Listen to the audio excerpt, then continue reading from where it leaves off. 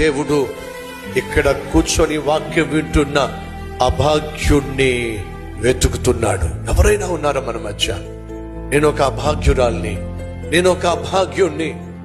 అందరూ బాగున్నప్పటికీ నా జీవితంలో ఏది కూడా బాగోలేదు.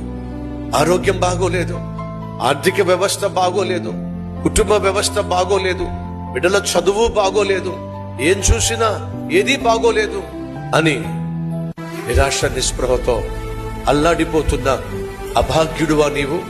అభాగ్యురాలువా నీవు?